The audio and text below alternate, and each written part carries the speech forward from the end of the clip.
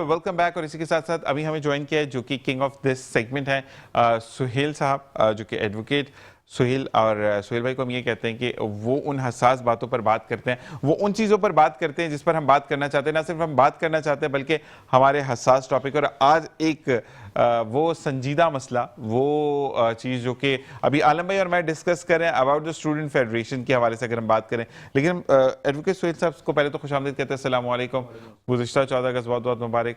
और आपको बड़ा मिस किया गया, लेकिन आप वाकई में बिजी थे। आपके अपने तमाम केक कटिंग सेरेमनी है, फिर तमाम ओकेजन्स होते तो आप देखते तो हम आपको नहीं बाउंड कर सकते, और ऊपर से काले कोट को बाउंड करना भी खराब होता है। अच्छा जी सुहेल भाई, सबसे पहला सवाल आपका टॉपिक साइड पे, आज बच्चों का टॉपिक मैं पूछता हूँ। मुझे ये बताएं कि एक बच्चा, उसने पेपर दिए, उसको एब्सेंट शो कर दिया, उसके लिए अदालत उनके आगे लगाई बोर्ड में जाकर, क्या कहते हैं हमारे आलम शेर एवान साहब ने। अच्छा जी, जब इनकी तरफ से हुआ तो उसको प्रेजेंट तो शो कर दिया, लेकिन उसको फेल करार दे दिया। अब उसे स्कूटनी फॉर्म जमा करवाया, स्कूटनी फॉर्म जमा करवाने के बाद उसको फिर फेल करार दे दिया, और बच्चा कहता है कि मैंने एटलीस्ट जो है वो पासिंग मार्क्स तो लिए थे, मैं इस चीज को मानता ही नहीं हूं कि मैं बिल्कुल फेल हूं। अब सारे हरबे इस्तेमाल हो गए, सब कुछ हो गया, क्योंकि इनकी भी एक लिमिट है, ये आउट ऑफ द लिमिट तो जा नहीं सकते। हाँ, ये कि चेयरमैन साहब से बात करके उन्होंने ये ओके करवा लिया कि जो बच्चे प्रेजेंट थे उनको हम देखते हैं। तो मुझे बताएं कि क्या फिर बच्चा अदालत का दरवाजा खटखटा सकता है इस सिलसिले में?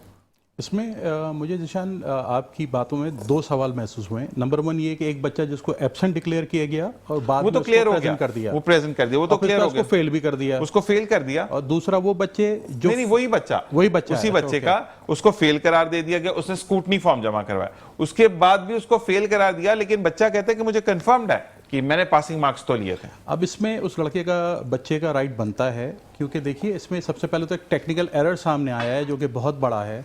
ये कैसे मुमकिन है कि आपने एक प्रेजेंट बच्चे को एब्सेंट करार दे दिया?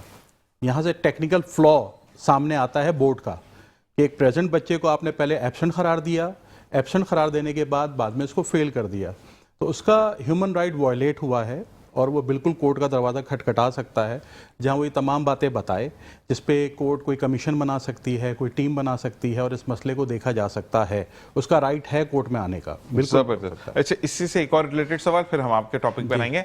आज टॉपिक वाकई में बड़ा ज़बरदस्त और हसास टॉपिक है, जिस पर हमें बड़ी संजीदगी से बात करनी है। लेकिन सुहेल भाई, एक सवाल और है मेरा। जी जी, प्लीज प्लीज। शेर आलम भाई, मुझे ये बताएगा, स्कूटनी हो गई, बच्चा अदालत से पहले की मैं बात कर रहा हूँ, बच्चे को फेल करार दे दिया गया, और फेल के बाद उसने स्कूटनी फॉर्म जमा करवाया। अब स्कूटनी फॉर्म के लिए भी 1 महीना तो लग ही जाता है, अगर मैं गलत नहीं हूं तो, कुछ ऐसा ही है ये रिजल्ट आने में। अब 1 महीना या 2 महीने का प्रोसेस ये हो गया कि वो प्रेजेंट था, एब्सेंट नहीं था, फिर उसके बाद 1 महीने का, मतलब उसी 2 महीने में वो फेल भी करार दे दिया गया, और उसको 1 महीना मजीद चाहिए, तो 3-4 महीने वो बच्चा पास हो जाता है, और वो एलिजिबल है कि वो आलम शेर एवान कॉलेज में दाखिल रहे। एक गवर्नमेंट के हिसाब से बात करो, उसका नाम काट दिया जाता है, तो बच्चे के साथ भी ज्यादती है। अच्छा निशान भाई, मैंने सुहेल भाई से आपने जो सवाल किया ना, मैं थोड़ी सी इसमें जो है एक जुमला ऐड करूँगा इन बच्चों के लिए। अच्छा, जो बच्चे जेन्युइन उन्होंने पेपर्स दिए हैं, ठीक है, और जिस तरीके से हमने उन्हें कहा है कि अगर आपने पेपर दिए और आपने वेबसाइट पे जाके रिज़ल्ट अपना चेक किए और आपको एब्सेंट शो किया गया, ठीक है, तो वो एक तो राब्ता करेंगे, सही है, ठीक है। दूसरा ये है कि ऐसा कोई बच्चा उन 27,000 बच्चों में, ठीक है, कोई ऐसे बच्चे निकल आते हैं कि उनको पूरा यकीन है कि हमने पेपर दिया है लेकिन हम उसमें फेल आ गए, हमें फेल कर दिया गया, एब्सेंटी तो हमारी हटा दी है लेकिन हमें फेल कर दिया गया, और लेकिन उनको पूरा यकीन हो कि हमने पेपर वाकई सही किया था, तो वो भी राब्ता कर लें, ठीक है। हम इंशाल्लाह पिछले साल भी हमने यही किया था, और इस साल हम फिर यही करेंगे कि हम उन बच्चों की कापी निकलवा के उस दिन बच्चों को भी बोर्ड बुलवाएंगे, और वो बच्चे के सामने कापी जो है रख दी जाएगी। हाँ, अगर उस बच्चा फिर उस कापी में फेल आता है, क्योंकि बार का कुछ बच्चे भी थोड़ा सा गलत बयानी से काम ले लेते हैं पेरेंट्स के सामने, कि ये साजा के सामने कि मैंने तो बहुत अच्छे तरीके से पेपर दिए थे, मुझे जानबूझ के जो है वो फेल किया गया, ठीक है ना। तो ऐसा केस कोई नहीं होना चाहिए। अगर हाँ, वो जो जेन्युइन बच्चे हैं, वाकई उनको आपने यकीन है उनकी मेहनत ज़ाया हो रही है, हम उसके साथ खड़े हैं, ये उनका मेरा वादा है उनके साथ कि उनकी कापी उनके सामने रखूंगा। अच्छा शेर आलम भाई, आपके लिए कॉल थी कि अगर ये सारा प्रोसेस में आप साथ, और सबको यकीन है कि आप साथ हैं, इंशाल्लाह कापी दिखाएंगे, लेकिन कॉपी में सामने जो है, ऐसे हमारे साथ काफी हो चुका है पहले ना, बच्चों को हम बोर्ड ऑफिस ले गए, लेकिन जब उनकी कॉपी आती है तो एक सफा सिर्फ वो बोर्ड सही करके नहीं, देगा। उसी वो वक्त हमने करके पहले बिल्कुल उसी टाइम करके देगा। अच्छा, उसी टाइम करके उसी टाइम करके ठीक देगा। है। अच्छा सुहेल भाई, आपके लिए एक बात सवाल आया है कि आप सब चीजों पे बच्चों के साथ हैं, रिजल्ट्स में बच्चों के साथ, लेकिन अब मेरे बच्चे का एडमिशन हो गया, ठीक है, आप उस फैमिली के साथ जो आपसे राब्ता करेगी कि क्या उनके कॉलेज में भी जाकर या कॉल करवाकर उनसे बोल सकते हैं कि देखिए, बच्चे को ये 2-3 महीने इंशाल्लाह जो है, अगर आज बारिश रुक जाती है और कल थोड़ा सा मौसम सही होता है तो डीजी कॉलेज से मैं आज जाके 5 बजे मीटिंग तक वैसे करूंगा, बारिश expected। ठीक है, डायरेक्टर कॉलेज से हम जाके बात करेंगे, और चेयरमैन से तो वैसे ही हमारी मीटिंग तय है, ठीक है ना, तो उनका जो रिप्लाई आया था वो भी मैंने आपको भेजा है, ठीक है। जबरदस्त हाँ, reply तो था। हमने उनको किया और उन्होंने डीपली एक जो है तफसील के साथ उसको जाके अपनी गलती को माना और उसने हमें जवाब दिया, ठीक है। नहीं तो हम एक बहुत बड़ा एहतजाज करने जा रहे थे। तो ये हम उन दोनों फ्रीकैन से बात करेंगे कि कॉलेज के डायरेक्टर से बात करेंगे कि ये ऐसे बच्चों का मसला है, जितने दिन बोर्ड्स में इनकी रिजल्ट करेक्ट होने में, और इंशाल्लाह हम ये कोशिश करेंगे ज़िशान भाई, हमारी ये कोशिश होगी कि बिफोर इनकी जो मार्कशीट रिलीज हो ना, तो उससे पहले पहले इनका ये मसला हल हो जाए इंशाल्लाह। अच्छा आलम भाई, आपके लिए सवाल है कि जो मेरे बच्चे को फेल किया गया है मैथमेटिक्स में, हालांकि वो टॉपर रहा है अपने में, आप बच्चे का ये नहीं कहता कि मेरा बच्चा बहुत ज़्यादा एक्स्ट्रा ऑर्डिनरी है, लेकिन मैथ्स में तो मैं मान नहीं सकता कि मेरा बच्चा पासिंग नंबर भी नहीं लेकर आया होगा, ऐसा हो नहीं सकता। असल में हमने आपको बताया जिस तरीके से कि ई मार्किंग वाला हुआ, ठीक है, और फिर उसको मैनुअल जो है वो चेक करवाया गया, और मैनुअल मैंने ये जो रिज़ल्ट आया ना, मैंने अब शुरू में भी आपको बताया कि हम भी तो ऐसी इसी शोबे से तल्लुक़ रखते हैं कि अभी 3-4 जी 83% भी आप असल लोग में लास्ट ईयर का रिजल्ट जो था वो हमने पहले दिन से ही, और पिछले जो हमने बहुत बड़ा जो है एहतजाज जो है रिकॉर्ड कराया था, और हमने इनको बार बार यही बात कह रहे थे, ठीक है। और मैंने असल में थोड़ी सी चीज़ें ऐसी होती हैं, मैंने आपको वो वीडियो भी भेज दी थी जो चेयरमैन से दो मेरी बात हो रही थी, ठीक है। तो मैंने उनको आखिर में यही लफ्ज़ कहा था कि सर, स्टूडेंट का हक जो है ना, उसकी हक तलफी में किसी भी तौर पर बर्दाश्त नहीं करूँगा, ठीक है। तो बात यही है कि ये जो मैथ वाले अगर उनको है ना इतना कि उनका बच्चा जो है इसमें ठीक है, तो वो राब्ता कर लें, उसकी कापी निकाल के सामने करवा देंगे, देख लेंगे कापी, अगर कापी में होगा तो इंशाल्लाह वो मार्कशीट पे वो नंबर चढ़वा देंगे। बिल्कुल जी। मैं फिर एक दफ़ा आपको बताते चलूँ कि आपके स्क्रीन पर शेर आलम एवान साहब का नंबर डिस्प्ले है, लेकिन ये सिर्फ आपने इस पर कॉल नहीं करनी है, आपने सिर्फ इस पर व्हाट्सएप करना है, अपना मसला 1 मिनट के अंदर बयान करें, अपने बच्चे की मार्कशीट, अपने बच्चे का एनरोलमेंट फॉर्म, जो एडमिट कार्ड होता है वो अपने साथ भेजना है, ताकि शेर आलम एवान साहब आपकी जो जिस पहराए में भी आपके लिए मदद कर सकें वो करें, क्योंकि बच्चों का मुस्तकबिल का मामला है। और all school and colleges private association के रूहे रवां हमारे साथ मौजूद हैं, और एक और जो ओहदा है वो अपने नाम करते हैं, लेकिन फिर भी मैं ये ज़रूर कहूँगा कि डाउन टू अर्थ हैं, ना सिर्फ डाउन टू अर्थ बल्कि आपके लिए सोचते हैं। तो आपने सिर्फ एक मेहरबानी करनी है कि आज रिक्वेस्ट पर नंबर इन्होंने कहा कि डिस्प्ले कर दो, तो हमने बड़ी रिक्वेस्ट की आपके लिए, तो प्लीज़ कॉल मत कीजिएगा कि फजूल रात 2 बजे भी आप कॉल्स करते हैं, तो ये चीज़ें ना करें। आपकी तरफ आते हैं एडवोकेट साहब, आज का टॉपिक हरासमेंट। जी, हरासमेंट है। असल में अभी रिसेंटली मेरा एक ग्रुप से ताल्लुक़ जुड़ा, उधर मुझे बुलाया गया था, टीचर्स ही थी वहाँ पे, स्कूल की टीचर्स हैं, कोऑर्डिनेटर है, प्रिंसिपल है, और ये प्रिंसिपल और ये सारा वहाँ पे एक ये कन्फ्यूजन क्रिएट हो गया था कि हमें हरास किया जा रहा है। जो टीचर्स थी उन्होंने ये दावा किया था कि हमें हरास किया जा रहा है। तो उससे मिलने के बाद मुझे अंदाज़ा हुआ कि हमारे माशरे में ये इल्म के हरासमेंट कहते किसको हैं और हरासमेंट होती क्या है, इस बात को क्लियर होना चाहिए। ठीक है। अच्छा, अब हरासा करना कहते किसको हैं? हरासा करने का मकसद ये है कि आपकी किसी भी ज़बानी, तहरीरी, जिस्मानी और आजकल ऑनलाइन अमल से किसी को ज़िल्लत, धमकी, नाराज़गी महसूस हो, ये हरासमेंट है। ओके। अच्छा, हरासमेंट जानबूझकर भी की जाती है, इरादी तौर पे भी हो सकती है और गैर इरादी तौर पे भी हो सकती है। ठीक है। मतलब आपका ये इरादा नहीं था, लेकिन आपके मुंह से या आपकी तहरीर से ऐसे अल्फाज अदा हो गए जो दूसरे की नाराज़गी या ज़िल्लत का बाइस बने। तो अगर ऐसी भी कोई चीज़ प्रूव हो गई कि आपने भले इरादे से ऐसा नहीं किया था, गैर इरादी तौर पे किया था, मगर आप हरासमेंट के मुर्तकब पाए जाएंगे। अच्छा, अब इसके अंदर एक छोटी सी फाइन लाइन भी है। अगर आप गैर हाजिर रहते हैं एज अ मुलाजिम, एक मुलाजिम के तौर पे गैर हाजिर रहते हैं, अपना काम पूरा नहीं करते, और आपका बॉस, आपका लाइन मैनेजर आपको डांटता है या आपसे सवाल पूछता है, तो ये हरासमेंट नहीं है।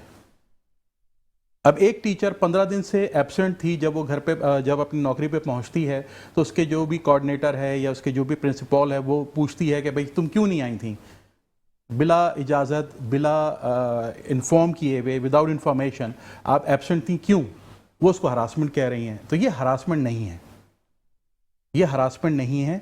हरासमेंट सिर्फ वो है जिसमें आपकी जिल्लत की जाए, आपकी कोई नाराज़गी हो, या आपको किसी कल्चर, क्रीड, रेस या रिलीजन की बुनियाद पे निशाना बनाया जाए। अच्छा, हरासमेंट औरत औरत के साथ, मर्द मर्द के साथ, मर्द औरत के साथ कर सकता है। इन अ वाइड डेफिनेशन इस वक्त लोग ये समझ रहे हैं कि हरासमेंट वो है जो मर्द औरत के दरमियान होती है। बिल्कुल है, वो भी हरासमेंट है, मगर सिर्फ वो हरासमेंट नहीं है। हरासमेंट बहुत सारी इक़साम की हैं। तो इस चीज़ को मैं वाज़े करना चाह रहा था कि लोग इस बात को समझें कि उनके किसी अमल से किसी को नुकसान ना पहुँचे। अच्छा, अमूमन इस वक्त सोशल मीडिया क्योंकि कॉमन होता जा रहा है, तो बहुत सारी हरासमेंट वहाँ पर हो रही है। बहुत सारी लोग दूसरों को धमकियाँ दे रहे हैं, इस तरह के अल्फाज इस्तेमाल कर रहे हैं जिससे दूसरों की ज़िल्लत होती है या दूसरों की नाराज़गी होती है। ये ना करें, क्योंकि हरासा करना का कानून मौजूद है और आपको सज़ा भी हो सकती है और आपके साथ फाइन भी हो सकता है। तो ये हरासमेंट, इसलिए आज हमने टॉपिक रखा कि इसको क्लियर किया जाए कि हरासमेंट होती क्या है। अच्छा, जो टीचर अगर छुट्टी पर है या वर्कर छुट्टी पर है तो उसको हरासमेंट नहीं बोलेंगे, उसको ये बोलेंगे कि हराम की मत खाओ, काम पे टाइम पर आओ। ये भी बोल सकते हैं। नहीं, छुट्टी करना उसका हक है, मगर जो एक कंपनी की पॉलिसी है, एक तरीका है कि आप नहीं आते। देखिए, आज दुनिया में कम्युनिकेशन, मींस ऑफ कम्युनिकेशन बढ़ गए हैं। एक दौर वो होता था जब घरों पे टेलीफोन भी नहीं होते थे, तो आप अगर एब्सेंट हो रहे हैं तो आपके पास कोई वे नहीं होता था अपने एम्प्लॉयर को, अपनी वर्क प्लेस को बताने का कि मैं आज एब्सेंट हूँ। आप अगले दिन पहुंच के बताते थे। आज के दौर में व्हाट्सएप, हर चीज़ मौजूद है। आप नहीं पहुंच रहे, आप व्हाट्सएप मैसेज कर दीजिए, एक वॉइस रिकॉर्डिंग छोड़ दीजिए, एक एसएमएस कर दीजिए कि मैं आज नहीं आऊँगा, ताकि एम्प्लॉयर या आपके लाइन मैनेजर को पता हो कि आज आप नहीं आएंगे। जैसे कि हमें अभी हमने एक प्यारा सा चेहरा देखा, अब्बास भाई स्टूडियोज में तशरीफ ला चुके हैं और बारिश के बायस की सारे लोग मौजूद हैं और सूरत हाल उनसे भी जानेंगे ब्रेक के बाद कि बारिश का क्या समा है और किस तरीके से चीज़ों को मैनेज किया जा रहा है। अच्छा, एक चीज़ रिक्वेस्ट है, ये मैं आप लोगों के तवज्जो से भी कहूँगा कि भाई अगर आप 4 पहियों वाली गाड़ी पर हैं तो जहां पानी का फ्लो ज़्यादा होता है ना, वहाँ थोड़ा सा तमीज़ से चला लें, क्योंकि बाइक वाला बेचारा वो भी आराम से चला रहा होता है कि उसकी बाइक स्लिप हुई या डिसबैलेंस हुई तो वो गंदगी में गिर जाएगा। तो ये आपका भी एक इखलाकी फ़र्ज़ है, ना ये हरासमेंट है ना ही इस पर कोई हम केस की बात करते हैं, लेकिन तमीज़ और तरबियत बहुत ज़्यादा ज़रूरी होती है, तो जो आपको करनी चाहिए अपनी। अच्छा, मैं दोबारा सुहेल साहब आपकी तरफ आऊँगा। अच्छा, harassment in the form of, अच्छा एक चीज़ है, आपके मैंने पैसे देने हैं, ठीक है, और मैं आपको तहरीर सब कुछ दे चुका हूं, ठीक है ना, उसके बाद में मैं आपको रज के बड़े वाले गोले दे रहा हूं, हो जाएगा काम, तो बस होने वाला है, काम तो हो जाएगा। तो मुझे ये बताएं कि उस सूरत हाल में अगर गुस्से में कोई चीज़, उसकी नेगेटिव इम्पैक्ट्स तो आते हैं ना, तो उसमें भी वो बंदा, क्योंकि वो तो अपने हक के लिए बात कर रहा है, वो भी पकड़ा जाएगा, तो गलत है। इसमें ज़ीशान देखिए, कुरान ने बड़े वाज़े तौर पे ये बता दिया है कि जब भी लेन देन करो उसको लिख लो, लिखा हुआ और 2 गवाह बना लो। जो शख्स भी इस अमल को पूरा करेगा उसके पैसे खाना आसान नहीं है। आप जितनी भी उसको गोलियां, मिसाइल कुछ भी करा लें, लेकिन वो अगर आपने तहरीरी तौर पे उसके साथ किया हुआ है, क्लिप मौजूद है बंदे का, लेकिन फिर भी वो जरा मुकर रहे हैं। नहीं, उसमें देखिए, अच्छा, धमकी आगे से क्या आती है कि वाकई में तल्ख कलामी, क्योंकि पैसा आपका जा रहा है तो हुई, और उसके बाद ये वाली बात आई कि मैं अपनी बात करता हूं, मैंने किया, क्योंकि जाहिर सी बात है एक अमाउंट आपको पे करना है, सब कुछ करना है, उस बंदे की वीडियो क्लिप्स मौजूद है, सब कुछ, और वो झूठ पर झूठ, और आगे से आंसर क्या कर रहा है कि मेरे वकील ने मुझे कहा कि अब इन्होंने कॉल की तो मुझे बताना, मैं इन पर केस जो है वो फाइल करूंगा कि तुम्हें तंग कर रहे हैं। तो मैंने कहा वकील फिर आपके इतने पढ़े लिखे नहीं है कि आपने जो हरकत की, आपके पास तमाम, हमारे पास एविडेंस मौजूद हैं और आप उस पर भी जो है वो, ये तो उधर से हरासमेंट आ रही है, गंदी गंदी बातें हो रही है। तो मतलब ये, इसमें कानून में ये बात तो नहीं होगी कि अगर आपने पैसे देने हैं आप तमाम चीजें तहरीर के साथ दे रहे हैं और आप चेक भी जाली दे रहे हैं और उसके बाद आप ऑन वीडियो बता रहे हैं कि मेरे साथ कोई मसला नहीं है, मैं बड़ा पुरसुकून अंदाज में आपके पैसे खा रहा हूं, तो मुझे ये बताएं कि मैं आपके पैसे दे दूंगा। तो मुझे इसमें इसको एक टेस्ट एंड ट्रायल केस कर लेते हैं, जो आपके पास सबूत हैं वो फराहम करें, मुझे कर देते हैं इन पे केस, फिर देखते हैं कौन सा वकील इनको कह रहा है। देखिए वकीलों के नाम इस्तेमाल होते हैं, ऐसा कोई भी वकील नहीं है जो किसी को कहेगा पैसे खा लो और उसके बाद पैसे वापस ना करो। ये लोग नाम इस्तेमाल करते हैं। ये जो एग्रीमेंट, जो उनके बाउंस चेक्स हैं, इस वक्त तो बहुत सख्ती है, 489F कहलाता है ये बाउंस चेक्स का। इस तरह के मामलात को गलत सिग्नेचर का वो जो भी उसने किया है, आपके पास उसका चेक मौजूद है, उसकी तहरीर मौजूद है, जो उसने एग्रीमेंट तहरीर है और वो तहरीर भी मौजूद है जो कि एक अगले बंदे से, यानी आपको मैंने बेचा, आपने आगे आलम भाई को बेच दिया मेरे बिहाफ पे। ये तो प्रॉपर चिटिंग का मामला हो गया। इसमें 420 है कि एक चीज़ आपने ली, मैंने आपसे ली और आपसे लेके आगे बेच दी, तो ये तो एक प्रॉपर चीटर वाला काम। और उसके बाद आंसर आगे से ये आ रहा है कि पुलिस भिजवा दूंगा अब अगर बात की तो। मैं तो खुल के बात उसको बोले भेज दे यार पुलिस। मैंने ही बोला, अब आप उसको फोन करें, बोले मैं 10 से 12 रोज रेगुलर ऑन एयर होता हूं, भाई भेजो फिर मैं भी देखूं। बोले पुलिस भेज दें, जो वकील साहब आपसे कह रहे हैं कि यार ये करते रहो, उनका भी नंबर दे दें। ऐसा कोई नहीं है, ऐसा कोई मैं नहीं मानता नहीं इस बात को। हाँ। तो मैंने भी बोला था कि वकील देखें, जहां तक हम कहीं पर भी पॉइंट आउट किसी चीज को करते हैं, मैंने एक पॉइंट आउट आपको किया था बार का जो था, उसके बाद एक्शन भी हुआ उस पर, लेकिन मेरे वकील भाई ऐसे कोई भी नहीं है। जो काला कोट पहनता है वो तमाम चीजें देखते हैं। आलम भाई के पैकेज के साथ हम ब्रेक पर जाएंगे और वापस आएंगे, अब्बास भाई के साथ आपको इंट्रोड्यूस करवाएंगे। देखते रहिए मुस्कुराते स्वभावित ज़ीशान अज़हर। जनाब वेलकम बैक। और अब हमें ज्वाइन किया है अब्बास बिन इखलाक साहब ने, जो कि अगर हम इनकी प्रेजेंस की बात करें तो मोर देन अ मॉडल, और अगर हम नेचुरल लाइफ में बात करें, आम जिंदगी में, तो वो मोहब्बत करने वाला भाई जो कि ना सिर्फ दुख समझता है, आपके दुखों को ओन करता है, आपके लिए काम करता है। और बहुत प्यार से जब हम इनसे मिलने गए संडे वाला दिन, और फैमिली डे को इन्होंने कैंसिल किया और इन्होंने दोस्त या भाई डे बनाया, तो मैं इनको बहुत प्यार से वेलकम कहूँगा। अल इखलाक सोशल वेलफेयर के रूह रवा। अस्सलाम वालेकुम वरहमतुल्लाह। कैसे मिजाज है? अल्हम्दुलिल्लाह। बस भी थोड़ा सा बंदा वो ना स्मार्टनेस इधर भी देता है, वो तो अपने पास सारी नहीं रखता, बुरी बात होती है। वकील साहब बैठे हैं, वकील साहब जो है ना केस करवा देंगे केस के बाद सोच में वैसे एक केस तो हुआ है, बुरी बात है ना करें। वो बंदा खुशी में था, लेकिन हमारे जो एडवोकेट साहब है ना, उनकी खुशी पे वो पानी भी फेंक के फिर ऊपर से पेट्रोल डाल के आग लगाई उन्होंने, तो ये काम थोड़ा सा उन्होंने काम खराब कर दिया उनका। तो ये बताएं कि बस भाई तबीयत ठीक ठाक है? मौसम की सूरत हाल आप बताएं, क्योंकि you are the last one जो कि आए हैं, कि इस वक्त बारिश हो रही है? सर कंटिन्यू बारिश है। कंटिन्यू बारिश है? तेज वाली? नहीं, नॉर्मल हो रही है। नॉर्मल हो रही है। अच्छा बस भाई आपसे सवाल है, फिर हम एडवोकेट साहब की तरफ आते हैं। हम मतलब 4 पहियों वाली गाड़ी पर चल रहे हैं और वहीं देखते हैं जब पानी होता है वहीं तेज कर देते हैं गाड़ी को, और तमाम पानी उड़कर जो है वो बाइक वाले हजरात पर जाता है, तो वो भी शिकवा करते हैं अल्लाह तबारक व तआला से कि मैं गाड़ी पर क्यों नहीं, तो शिकवे के बाइस भी आप बने। तो मुझे बताएं ऐसे लोगों के लिए आप क्या कहेंगे? तो सर मैं बिल्कुल, जो लोग हैं और जो पढ़े लिखे एजुकेटेड होते हैं, एथिकल वे समझते हैं, वो गाड़ी को बिल्कुल ही स्लो डाउन कर लेते हैं जब भी वो उस तरह का देखते हैं। अभी भी मैं रास्ते में देखता हुआ हूँ कि यही जो शिकायत आप कह रहे हैं, अभी जो आप अर्ज कर रहे हैं, यही शिकायत मैं रोडों पे देखता हुआ हूँ। लोगों को तकलीफ होती है, और मैं भी यही अपनी जगह से और अपने प्लेटफॉर्म से यही कहूँगा, रिक्वेस्ट करूँगा कि भाई सबका ख्याल करें। अल्लाह ने आपको एक नेमत दी, उसका शुक्र अदा करें और कोशिश करें दूसरों के लिए आसानियाँ पैदा करें, ना कि मुश्किलात पैदा करें। ऐसे ही है। अब्बास भाई माशाल्लाह, अब्बास भाई ने बड़ी अच्छी अच्छी बातें बताई, और इस दफ़ा हम इंशाल्लाह अब जुड़कर काम करना है साथ हमने।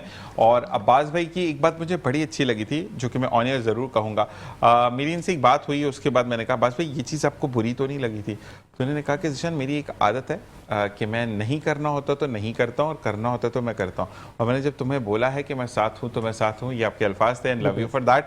और अब एडवोकेट साहब आपकी तरफ आते हैं, मुझे ये बताएं कि अगर एक शख्स का, यानी मैं आपका एम्प्लॉय हूं, आपका लहजा है क्या कर रहे हो, क्यों कर रहे हो, मतलब एक लहजा करख्त है आपका, लेकिन दिल में कुछ भी बुराई नहीं है, ठीक है, लेकिन मुझे ये फील हुआ कि आप बदतमीजी कर रहे हैं मेरे साथ, तो आई मेक इट के हरासमेंट किया आपने मुझे, तो क्या इस पर भी केस है?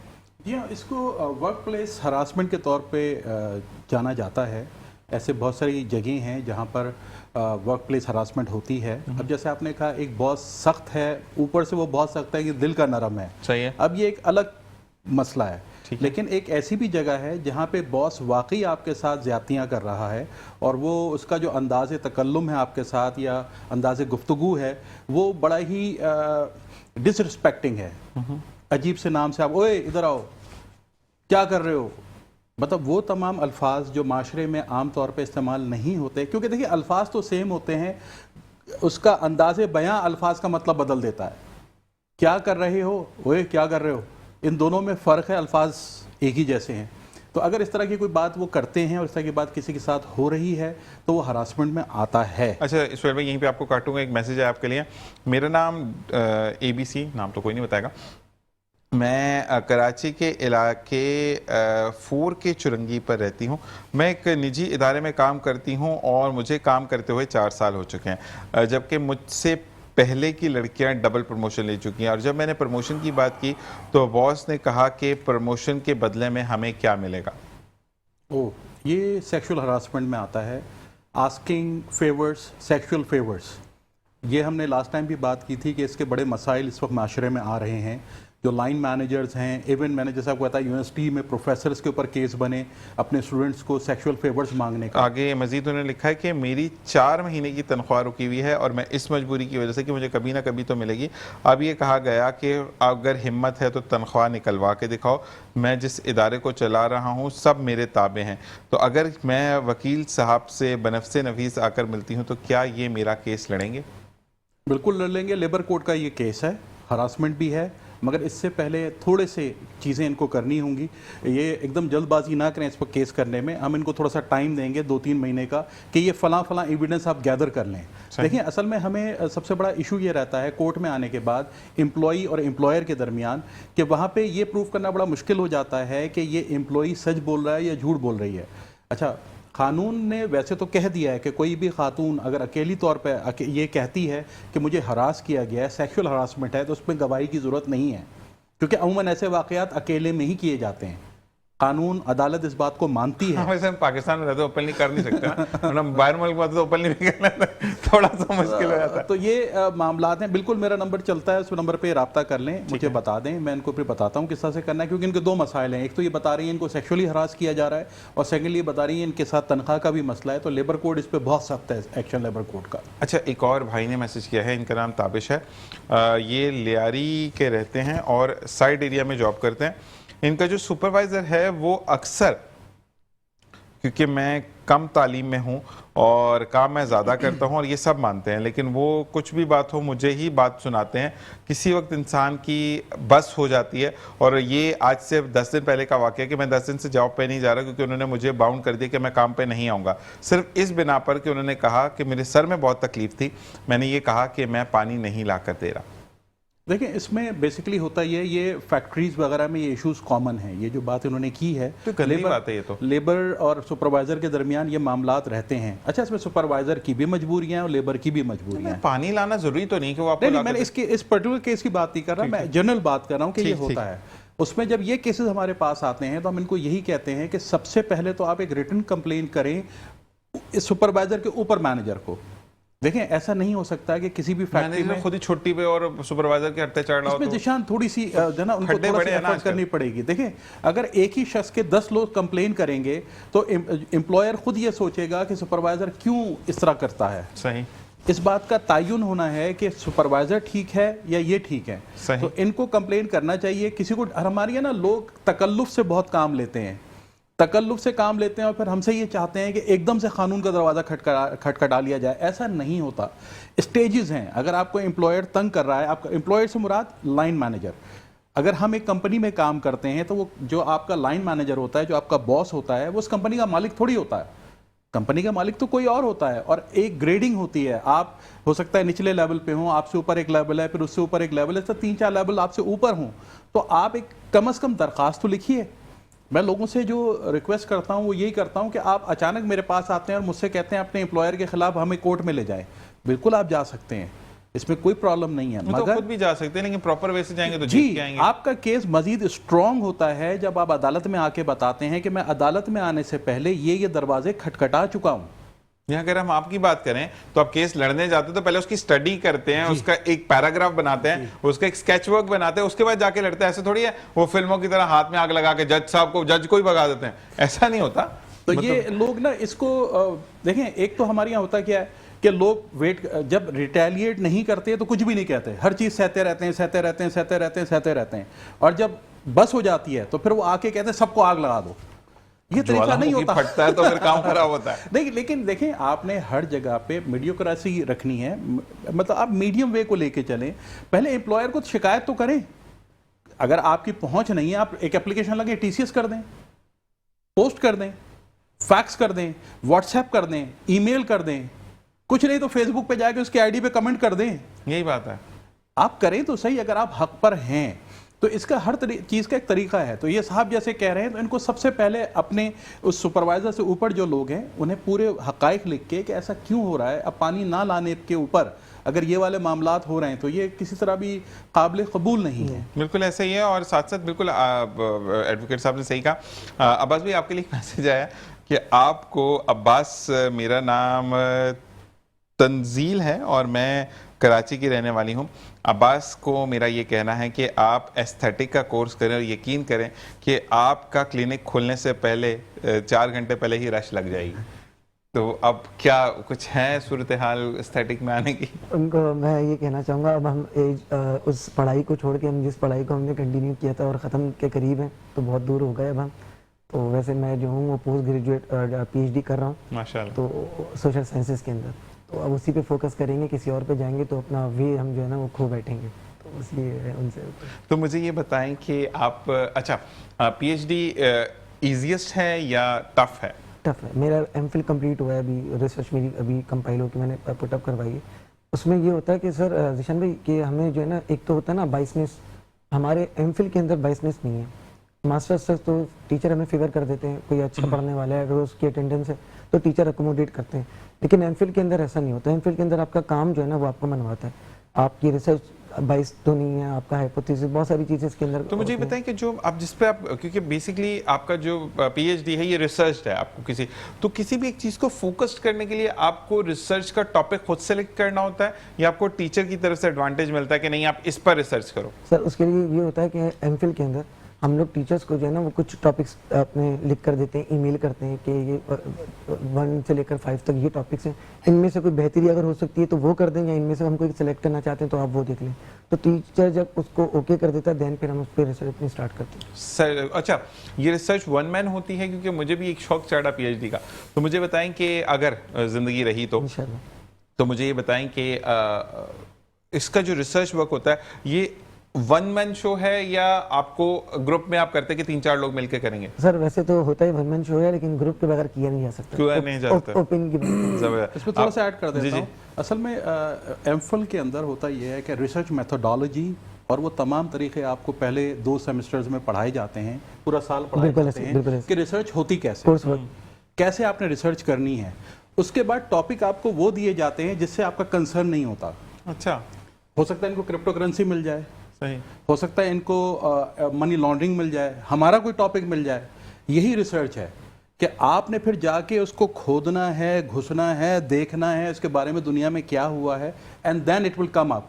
अगर मुझे आपका टॉपिक मिला मेरी तो आपसे अच्छी दोस्ती हो जाएगी कि वकील साहब आगे मैंने क्या करना है। हम आते हैं आलम भाई की तरफ। आलम भाई, मुझे ये बताएं कि अब हमने बात कर ली कि बच्चों को तमाम चीज़ें हो गई करके, तो क्या जो बच्चा है वो अब फर्ज करें फर्स्ट टर्म आ गया और आपके कहने पर, आपके लड़ने पर उसको कॉलेज में एक बैठने का मौका मिल गया, ठीक है, तो क्या वो एलिजिबल होगा वो पेपर्स देने का या वो पेपर से भी बाहर रहेगा?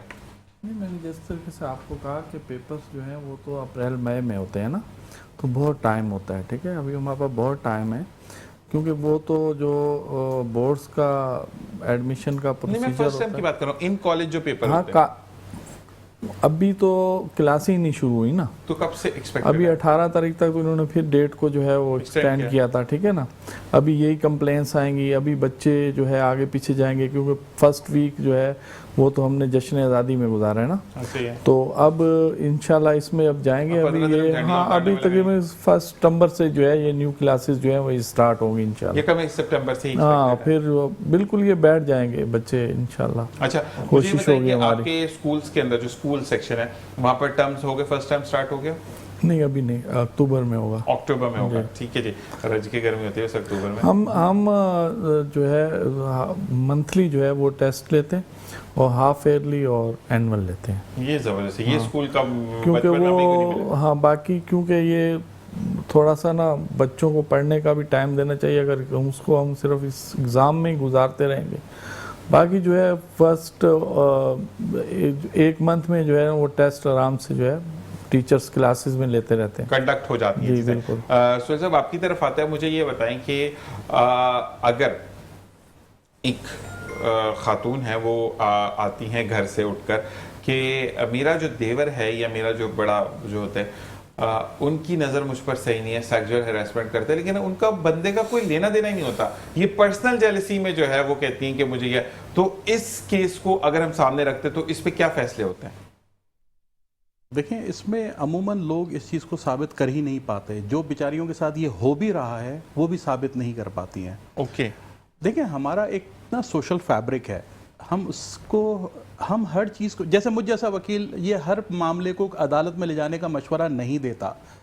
अपने ख़ानदानी मसाइल को अगर आप ख़ानदानी लोग हैं तो बैठ के हल कीजिए। नहीं, लेकिन सर मसला ये कि आप मुझे ये बताएं कि फिजिकल टच अगर हो गया है और वो गलत है, वो औरत नहीं मान रही, तो उसको तो अदालत में जाना चाहिए ना? वो अलग घर का दावा कर सकती है, वो सबसे पहले अलग घर का दावा करे। देखें, अगर कोई औरत इस चीज़ का वाकई शिकार हो रही है तो वो अपने बड़ों को बताए, मामू, चाचा, ताया, खाला, दोनों तरफ की फैमिली, अपना शौहर, मतलब लड़की अपने घर में बताए, अपने मैके में बताए, मैके में बताए, उधर इसमें ससुराल में भी बताए कि जी मैं अनसिक्योर फील कर रही हूँ। देखें, इनसिक्योरिटी जो होती है ना वो बहुत खतरनाक होती है।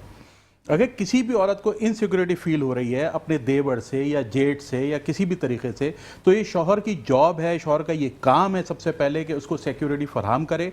और सिक्योरिटी फराहम करने का तरीका ये है कि उसका घर अलग करे, ठीक है, उसको अलग कर ले फैमिली को, बजाय इसकी ये बात बाद में बढ़ के खानदानों के दरमियान बहुत बड़ी रंजिश का सबब बने। तो जब एक प्रॉब्लम है उस प्रॉब्लम को वहीं ख़त्म कर दें, इससे पहले वो इशू में कन्वर्ट हो जाए। ठीक है, ठीक और अगर ऐसा नहीं हो सकता तो फिर कोई ऐसे मामलात किए जाएं कि वो औरत अपने आप को सिक्योर फील करे। ठीक ठीक। ये जो आप बता रहे हैं ये बहुत ज़्यादा तो ये मसाइल हमारे माशरे में नहीं हैं, मगर हैं, ऐसे मसाइल बिल्कुल मौजूद हैं।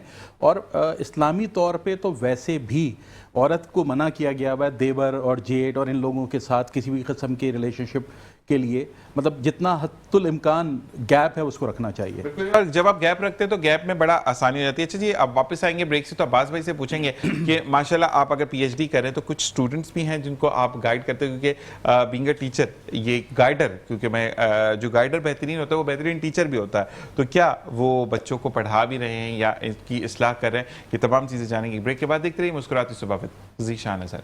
Welcome back. और जैसे कि हमने कहा था, अब्बास भाई मुझे बताएं कि बीइंग अ स्टूडेंट, आप बहुत बेहतरीन स्टूडेंट हैं, लेकिन आप गाइडर बहुत अच्छे हैं, आप बहुत अच्छे तरीके से लोगों को गाइड करते हैं और इस्लाह करते हैं। इस्लाह बराए इस्लाह होता है, अगर तनकीद भी होती है तो वो इस्लाह के लिए होती है, आपकी तनकीद बराए तनकीद नहीं होती है।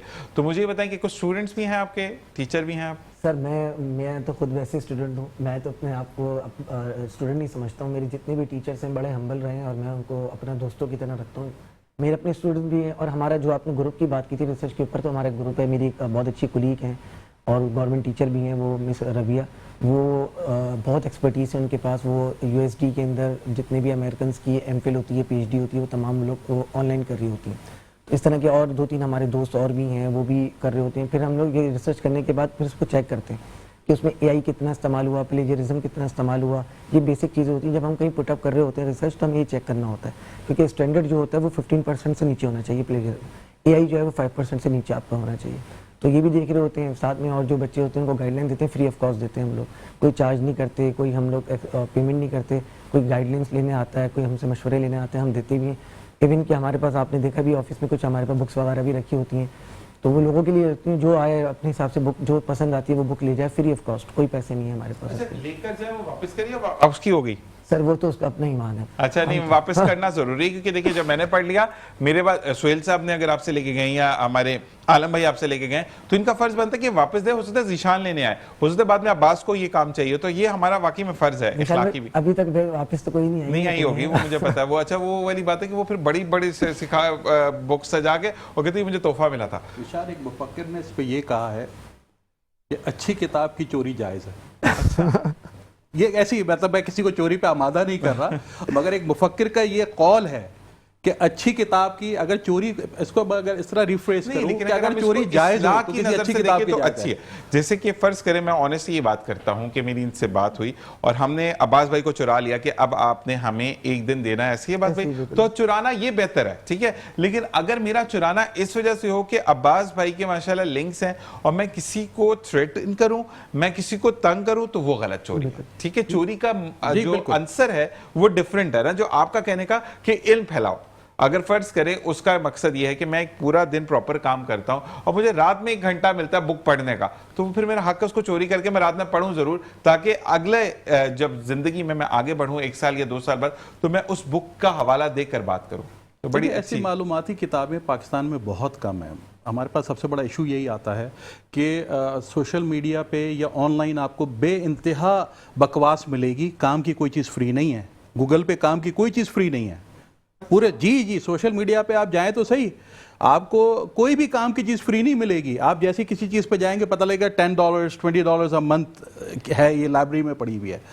और यही वजह है कि गूगल पे आने वाली इंफॉर्मेशन अब 40% तक गलत साबित हो रही है। वो तो वाकई में बहुत गलत है, गलत साबित हो रही है। तो हमें इसमें तो अच्छी किताब का अपना एक मर्तबा है और ये उसूल है कि आप जब कोई अच्छी किताब लें उसको पढ़ें और उसको वापस करें, क्योंकि इल्म एक ज़रिया है, इल्म फैलना चाहिए, इल्म से लोगों को मुस्तफ़ीद होना चाहिए, और आप किताब वापस करेंगे तो दूसरा उससे मुस्तफ़ीद होगा। और बिल्कुल अच्छे हालत में वापस करें, ऐसा नहीं तो आधे भर के घर पे रह जाए, आधी बुक वापस करें, ये भी काम गलत किया। बस ऐसा ही होता है। मैं सर की बात को सेकंड करता हूँ जो उन्होंने बोला गूगल वाली बात का। और दूसरा एक और इशू आजकल हमारी सोसाइटी में चल रहा है जिशान भाई, हमारी मेरी एज के जो लोग हैं या हमसे नीचे के जो लोग हैं ना, वो मीडिया पे कोई चीज़ पढ़ के आ जाए ना, तो वो आप सीनियर हैं हालांकि मेरे, वो आपको चैलेंज कर देंगे, सर ऐसा नहीं, आप गलत कह रहे हैं, हमने ये पढ़ा था।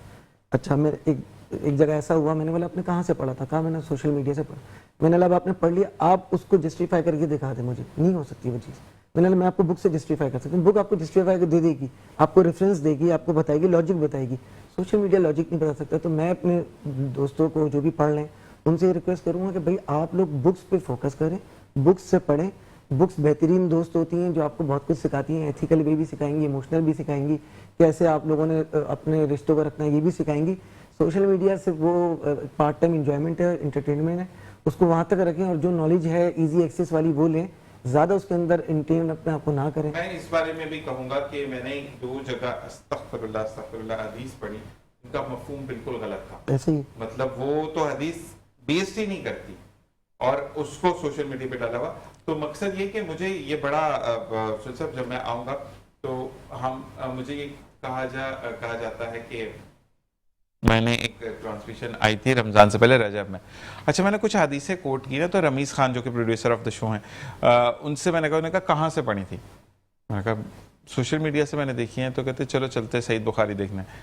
हमने जब जाकर देखी तो उसका रदीफ काफिया बिगड़ा हुआ था। मतलब जो असल बात थी वो उसमें थी ही नहीं, मौजूदा दौर को चिपका कर और वो तमाम चीज़ें, तो वो अनासर है जो कि हमें दीन से दूर करना चाहते हैं। तो मैं वाकई में कहूँगा कि आपको मवाद मिल जाता है, आपकी एक्सेस इस तरीके से होती है जैसे मेरे साथ आलम भाई मौजूद हैं, एडवोकेट सुहेल साहब मौजूद हैं और अब्बास भाई मौजूद हैं। यहाँ पर इनका एक्सेस होगा बुक्स का। अब मैं जब इन्होंने पढ़ ली, आप लोगों ने किताब पढ़ी, यार वो बड़ी अच्छी थी, अब मेरे पास इस्तात नहीं है, बोलूँगा आलम भाई या एडवोकेट साहब या अब्बास भाई, मुझे 4-5 दिन के लिए अगर वो आप इंटरेस्ट देखते हुए आप मुझे जरूर देंगे। और अगर वो वाली बात है हाँ पढ़ी थी, मुझे बीच की बात बता दो, सेंट्रल आइडिया बता दो या उसकी फर्स्ट और लास्ट में क्या था, तो वो चीज़ मज़ा नहीं करती है। आपको नॉलेज खुद हासिल करना है और उसके लिए बड़ी चीज़ें मौजूद है। लेकिन सुबह उठ के ये वाली जो सेल्फी होती है, मेरी आंख खुल गई, मैं अब उठ के बैठ गया, मैंने चादर उतार दी, तो ये चीज़ें मेरे लिए तो अजीब सी हैं। आपकी पर्सनल लाइफ आप जो करें, तो क्या कहेंगे इस बारे में? इसमें देखिए, मैं असल में साइबर क्राइम स्पेशलिस्ट भी हूँ, मैंने सर्टिफिकेशन की है साइबर क्राइम में। तो ये जो बात कर रहे थे प्लेजरिज्म वगैरह की, ये भी साइबर क्राइम का पार्ट है। इस पर यूनिवर्सिटीज़ इस तरफ आई नहीं है। यूनिवर्सिटीज़ ने ऐसे सॉफ्टवेयर्स रखे हुए हैं कि आप जो भी थीसिस उनको प्रोवाइड करते हैं, वो थीसिस उस सॉफ्टवेयर वो डालते हैं और सॉफ्टवेयर खुद बताता है कि इसका 5% AI यूज़ हुआ है, कितना % इसमें जो है इन्होंने मवाद उठा के छापा हुआ है। आगे चल के इस पर भी कानून साजी होगी कि अगर ऐसा कोई मवाद कोई देता है, अच्छा लोग यहाँ तक करते हैं कि अगर इनकी रिसर्च लीक हो जाए तो अपने नाम से उसको प्रिंट करा दिया। ये अब साइबर क्राइम में आ रहा है। उसी में हमें ये भी देखने को मिला, ये जो गूगल पे मैंने आपको बताया, एक असल में गूगल किस चीज़ का मोहताज है? गूगल ये करता है, आपने उसके ऊपर वर्ड लिखा चोरी, अब वो चोरी से मुंसलिक जितनी भी वेबसाइट, जितनी भी चीज़ें हैं, वो सब उठा के ले आएगा। वो तस्दीक नहीं करता किसी इंफॉर्मेशन की। गूगल का काम सिर्फ ढूंढना है, वो ढूंढ के ले आया। अब मैंने एक वेबसाइट बनाई हुई है जिस पे मैंने चोरी की डेफिनेशन लिखी हुई है कि चोरी एक अच्छा अमल है। अब एक अच्छा अमल है, मैंने लिख दिया। अब आपको गूगल दिखा रहा है, आपने उस वेबसाइट पे क्लिक किया, उसमें लिखा चोरी एक अच्छा अमल है। अच्छा, हम लोग देखेंगे नीचे गुनाह लिखा, जी जी चोरी अमल है। हमारा भी अंदर गलती है, अब हमारा इसमें गूगल खराब है। जी, अब इसी के अंदर आपने जैसे अहादीस का बताया, इस पे भी मेरा काफ़ी झगड़ा होता है। मेरे भी एक प्रॉब्लम ये है कि जब से साइबर क्राइम की सर्टिफिकेशन कर ली, जब कोई चीज़ भेजता है तो मैं उसके पीछे ही पड़ जाता हूँ कि यार तुमने भेजी कहाँ से। बिनोट शॉ एक बहुत अच्छा मुफक्किर गुजरा है यूके का, उसके बहुत सारे बयानात, बहुत सारी चीज़ें हमारे इस्लामी बुजुर्गों के नाम से और अहदीस के नाम से लोग सोशल मीडिया पर डाल देते हैं। एक हदीस मुझे मिली जिसमें लिखा गया था कि किसी को इज्जत देनी हो तो पता नहीं दे दो, रसूल सल्लल्लाहु अलैहि वसल्लम ने फरमाया, और अगर ना हो तो रोज़ आखिरत जाके मुझसे ले लेना। अब मैं इस हदीस की तहकीक में खुद गया कि यार ऐसी कोई हदीस मौजूद है जिसमें आका ने ये कहा हो कि यार इज्जत मुझसे ले लेना, तुम इसको इज्जत दे दो। मुझे कहीं भी नहीं मिला। नहीं, ये वो है कि अगर माफी मांगने से, इज्जत झुक कम जाने होती से अगर इज्जत कम होती है तो कयामत करो मुझसे मुतालबा करना, ये है जी। लेकिन ये नहीं कि इज्जत दो, तो ये वाली चीज इतना नहीं। उसको गलत उसको बयान किया गया। इसी हजरत तरह अली का अस्तगफिरुल्लाह मैंने कॉल पढ़ा था और उस पर फिर मैंने रमीज भाई को भी सेंड किया था। उसके अंदर कॉल ये था कि मैं जब घर आता हूँ तो हाथ धोने के बाद मैं थक जाता हूँ, तो फिर मुझे कोई पूछता खाने का, वरना मैं ऐसे ही सो जाता हूँ। तो ये अजीबोगरीब चीजें होती नहीं थी।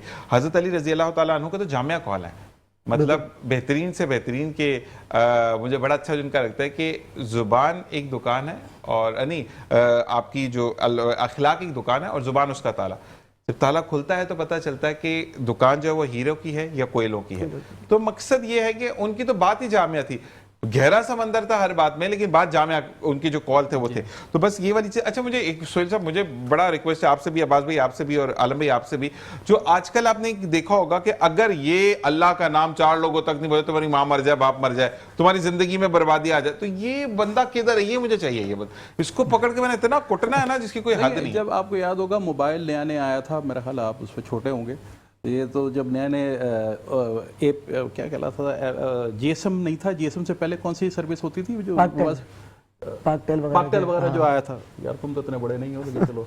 तो वो जो है सिम नहीं हुआ करती थी उस पर, आपको सिर्फ सेट मिलते थे और उसमें फिर उसके बाद उसमें उस पर एसएमएस नहीं था। अच्छा, ओके। पहले कॉल्स थी सिर्फ, कॉल्स के बाद फिर एसएमएस आए।